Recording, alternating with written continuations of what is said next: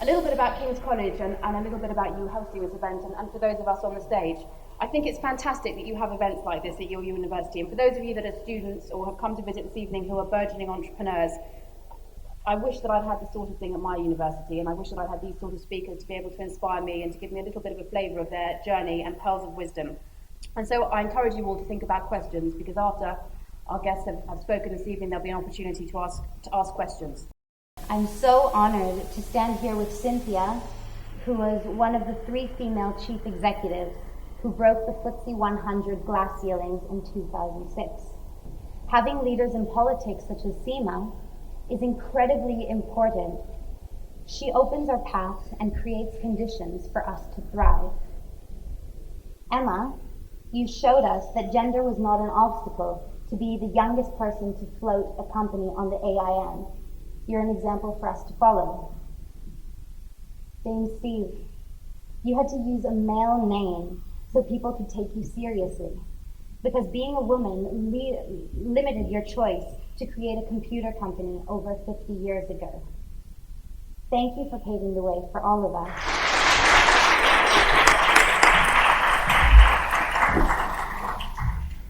All that I am or ever will be starts in Vienna on one of those kinder transports. I had only the vaguest idea of what was happening. Where is England? Why am I being sent there? And I've done more in the 75 years since that miserable day when my mother put me on that train than I would ever have believed possible. And you can imagine how traumatic it is for a 5-year-old to be stripped of nationality, money, language, and everything. I was unaccompanied. I got here with a sort of wave of goodness from those people. But it taught me several really very important things. That tomorrow is never going to be like today, and certainly nothing like yesterday. And that made me able to deal with change, and eventually to welcome change. I like doing new things. I like making new things happen. We waste too much time being afraid, when what we should really fear is wasting time. I love my adopted country with a passion that only someone who had lost their human rights can feel. And at 5 years old, I did decide to make my life one that was worth saving. Girls of my generation were not expected to study science. Biology was just about acceptable in girls' school. But I had to really fight to be taught mathematics. Starting at 18, I had a very junior position in the public service. Remuneration went by age and gender. One pay scale for the men, another lower scale for the women. My job could be described as being a sort of mathematical clerk. When handsome young men offered to carry my calculating equipment for me, I used to reply somewhat tetchily, I believe in equal pay, and I'll carry my own equipment.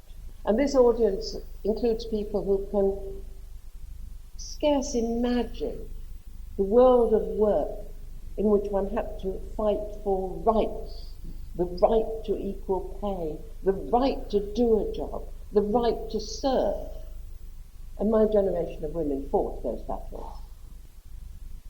My idea was to found an organization by recruiting professionally qualified women who had left the computer industry on marriage or when their first child was expected, and structure them into a home working organization. There's a general expectation that women will employ other women, and that's precisely what I did. But as genuine co-workers, rather than as some of today's high flyers who ape male lifestyles in domestic support roles. I'm a feminist in deed rather than in word. We didn't have any women role models. No one expected much from women in work because all the expectations then were about home and family commitments. I couldn't accept that, and so I challenged the conventions of the time, even to the extent of changing my name from Stephanie to Steve in my business development letters, so that potential clients didn't know who they were going to meet until I walked through the door, and then there was a little bristle of excitement that they realised that he was a she. When I started the Company of Women, people sort of said, how interesting. But of course it only works because it's small.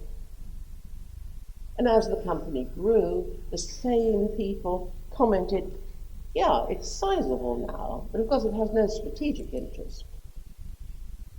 Later, as they recognized the importance of networking, they commented, well done, Steve. Of course, it's nothing new.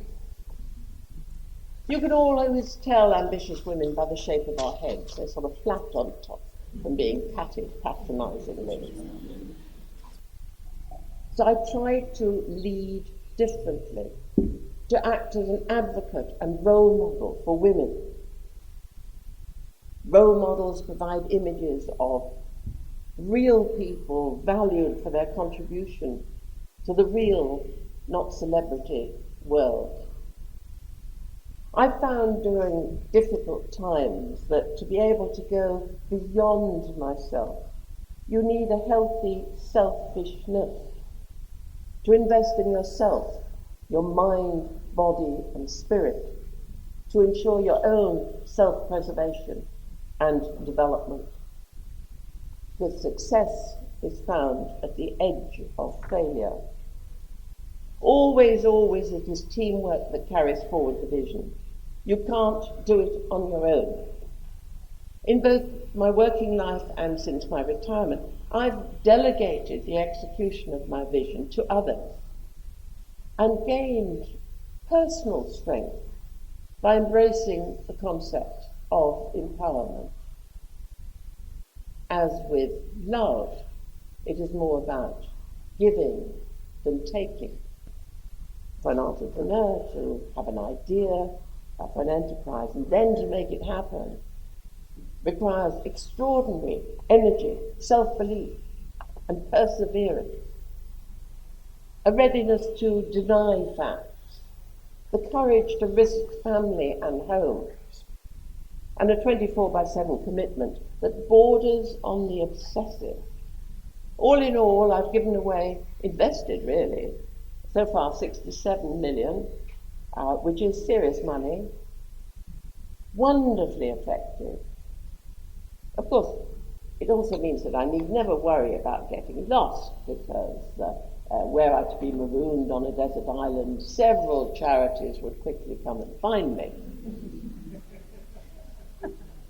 But if we're not to patronize the beneficiaries of money's benevolence, the passion and the human touch must also be there. So my giving is not different because I'm a woman, but I do care about issues and I'm careful about them.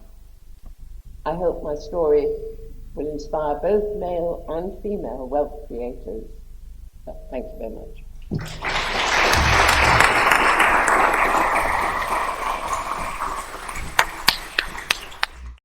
So at the age of 29, I went to business school, and my friends thought I was out of my mind. I was leaving a well-paying job, my own house, a wonderful lifestyle, skiing, hiking in the summertime, to living in a room about the size of my Subaru station wagon.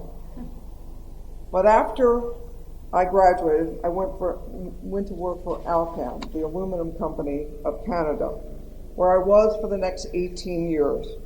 And early on, I took over the management of a packaging company in Kentucky. From there, I went to Ireland to manage a huge alumina refinery. There were about 500 employees, all Irish and mostly male. And I'm sure I came as a shock. But they got over it quickly, and we ended up achieving record profits in 2 years. We became the most productive and profitable aluminum company in the world. I was then approached to run the Anglo American company based here in London. And as the most diversified mining company in the world in terms of the commodities and the geographies, and about 90% of the operations in developing countries, mostly Africa and South America, Anglo employed about 150,000 people. I was probably the last sort of person that anybody could imagine would run this company. So what can I share with you about my experiences in my career? It wasn't planned, and I always focused on doing my best in what I was doing at the time. I wasn't afraid to make mistakes and admit that I was wrong and keep an open mind in terms of my perspective and seizing opportunities as they come. And I never made being a woman an issue, despite being in a male-dominated environment.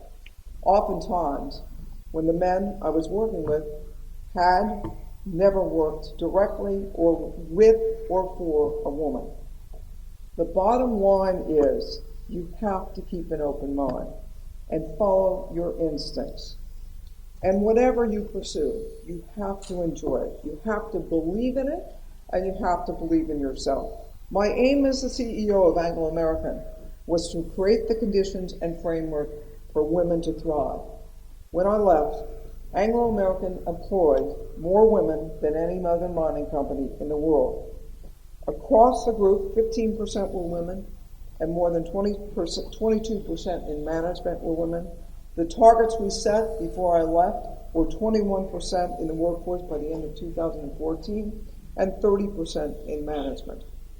Over the past 8 years, the number of female managers has doubled, and there are thousands of women present at all levels of the organization, from truck drivers to environmental specialists to apprentices to equipment operators, mechanics, engineers, and managers, working in open-cut operations and working deep underground. The reality is that prejudices continue in many places, and shifting long-held cultural attitudes, as in the mining industry where women were seen as bad luck if they were working underground, takes time and extra effort. Legislation has helped redress the balance, but to be effective, the legislation must be complemented by the right policies and tactics on the ground. The fact that women only represent about 13% of the members of corporate boards mean that we have a long way to go. We're seeing changes in boardrooms here in the UK, and I'm always encouraging women to seek board appointments. It's an excellent exposure and a great way to create associations with people from a vast array of backgrounds. At the same time, joining a board is hard work and a significant responsibility, and you have to perform. More and more boards seem to be appointing women not for the sake of simply meeting the statistical requirements, but do recognize the value of diversity of perspective. Although there is huge opportunity to join boards, the director of public company boards are often seeking members with prior experience. A suggestion to all of you would be to consider joining a nonprofit board or even gaining experience on an association board. My mother, at the age of 83, started an investment club, and any kind of experience of heading up a group, small or large, is invaluable.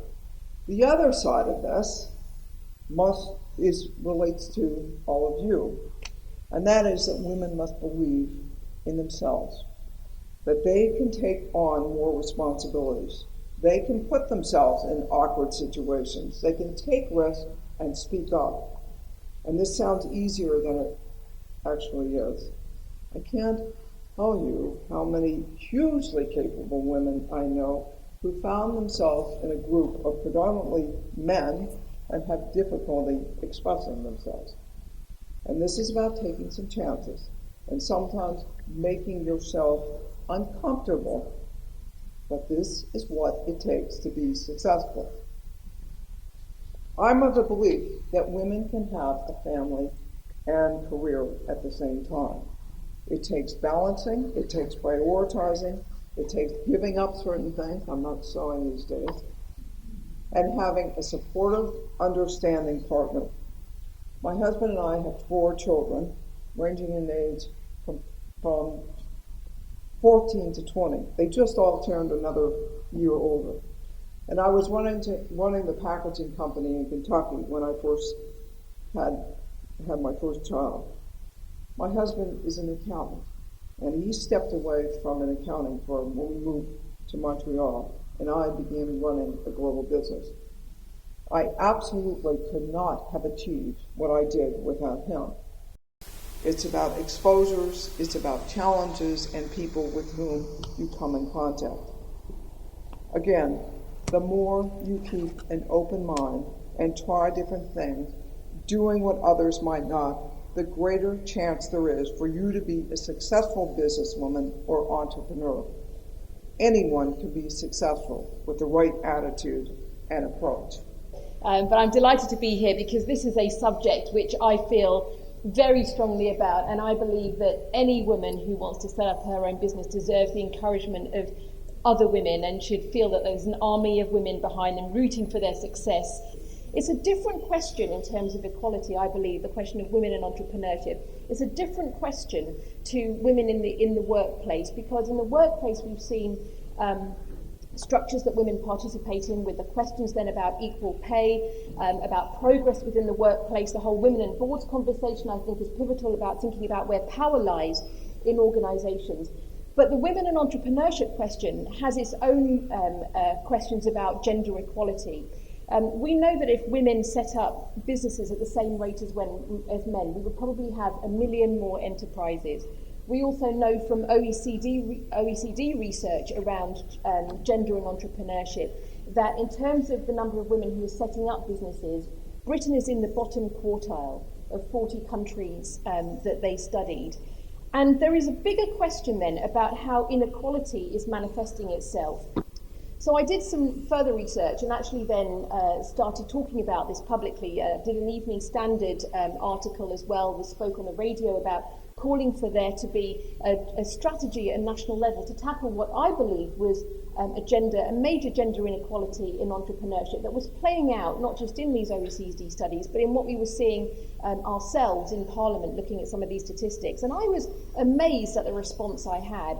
I had women from not just in my constituency, but across London and across the UK get in touch saying that they too wanted to set up a business, but they didn't know where to go. They didn't know how to get access to finance. They were struggling, to have that conversation, to actually know how to market what they believed was their, a real asset that they thought could be making a huge contribution, not just for themselves, but in the community.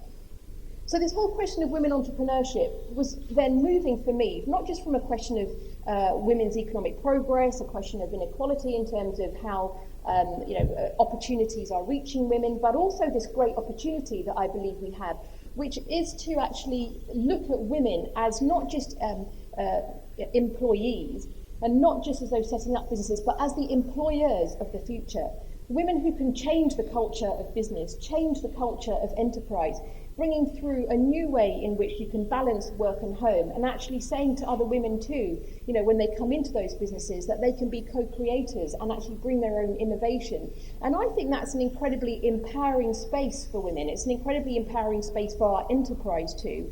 And it's an incredibly important space, because what we know is that if you look at the statistics and you look at actually what could happen with more growth, you could see a 10% rise in GDP in the next 20-30 years from actually having women coming forward from those who were unemployed into employment and into employers in terms of leading some of this economic change. And this was something that I thought quite a lot about when I've started talking in my constituency, because I'm wanting to start a pilot programme, which we've got the beginnings of now, but a pilot programme for women entrepreneurs. And my target is to actually have 50 women setting up businesses in my constituency by the time of the next election. But actually talking to banks about women who are coming into them. Now, I had a very interesting conversation with one of the banks where they were very interested in being involved with this whole programme. And they brought their account leader over, and they brought their regional director, and we had this great session over lunch. about the way in which they can help. And I said, well, tell me about the women who are coming into you. Tell me about the women who are running their businesses and what questions they're asking when they come in and what stage of development they're at and whether they are knowledgeable about what questions they should even be asking you. And between them, they couldn't think of one woman. Now, I know that there are women running businesses in Hounslow, and what really, the question I was then asking is, well, if the women are running the businesses, who's actually owning and running the bank account? Then when I went to America last year, or earlier this year actually, when I was again researching this, I had a very fascinating set of conversations with some women's business centres out there. And the women's business centres have been set up in America over the last 30, 40 years. And it is very interesting. I think up until about the 1970s, if you wanted to register a business, it had to be with a man as well. And that could either be your husband or your father. So the good thing is they at least gave you a choice. Hispanic women are the fastest growing sector of small businesses being set up in America at the moment. And it's a very empowering place in which you're seeing women, they get their own economic independence as well as change the fortunes of their own communities. So these are some of the areas that I'm currently researching because I believe that we can go far further in Britain, and I believe that looking at some of the examples of nations around the world developing and developed, that we are far behind on this agenda. America now has supplier diversity targets for federal expenditure, which I think are a really interesting idea that we could be thinking about further. Now, all they're saying is that 5% of federal expenditure should be spent by women-led businesses. 5%. But what that means is that all of those large companies who are bidding for government contracts are having to say, who in our supply chain, where in our supply chain are there women-led businesses, so that I can show in my bid to this government agency that I have got women-led enterprises that I'm working with. And it is forcing men to give up some of their power and control. It is forcing men to say, I need to be looking for women. And it is actually enabling those enterprises that are there to get a share of that economic cake. Now, my question to you is, as an entrepreneur, how difficult is it to break into a field where you do not have a background? And on a more broader scale, how is it possible to change the scenario where you can break into a field without having any background, without really depending on somebody's support? When are we really going to get into a culture of merit instead of background? It's about building the skill sets. I mean, if you want to go into finance or banking or, management consulting or something, you need to get exposure. And it's about being in the classroom, and it's about getting out there and trying to work, even volunteering in some of those areas to get that experience. But, I got into a packaging business. I ran a standalone packaging business. The guy who was taking me on didn't want me. And he said, no, you should be running the operation, not the whole business. And I told the guy who wanted me to run the business, that's what I want to do. And you just have to get yourself out there. And you have to be, as I said, self-confident, but you have to say, I can do this. Even if I don't have the background, I've got, as we talked about earlier, you said it, passion, you said it, energy. I've got the drive to make this happen. And I've got the smarts to learn along the way. And I've got the sensitivity to reach out to those people who can help me and support a team to complement what I don't know. And I can tell you, I'm not an expert at anything. I'm a generalist to the nth degree, but I know how to build a team, and I know that I don't know a lot. So I need experts around me. And that's the other thing you have to do is get those people around you, or get a team of people with you. But you can make it happen. Again, do you think that the change of culture requires or benefits hugely from quotas? Sorry? Changing the culture, do you think it requires or benefits hugely from quotas? I've just asked no. Cynthia if she agreed with the 5% that Seema just mentioned. Yeah, maybe I'll just go back to what I said earlier in my talk, and that was that, I was very supportive of the men around me and our team. I said, look, everybody, this is what we need to do. got to reach out to women, blah, blah, blah. This is a priority. And it just did not happen. And I mean, these are great guys, and they were trying to do the right thing, but it didn't happen. So I'm not big on quotas because I think you can get the wrong people in the wrong jobs or put people in positions that they really are not equipped to take on. But I do think it creates a lot more thought and prompting. Well, I've had a lovely time, and I think all the speakers have here. And what strikes me always is how little it's changed over 50 years. Some of the questions that came up were the same questions that I was asking back in '63 when I started my company. Oh, I think it's fantastic. I mean, the breadth of knowledge and experiences and the makeup of the panel is just wonderful, and I think a great learning experience and exposure to young people today. Definitely, the women today were absolutely inspirational. They really fuel that passion within women and within any entrepreneur, and it was beautiful to see kind of how men really supported them, how it's the balance between the two. So I would encourage people of all ages, not just young people, but all ages, and particularly women, to come to these events. I think they have the capacity to transform your idea and make it a reality.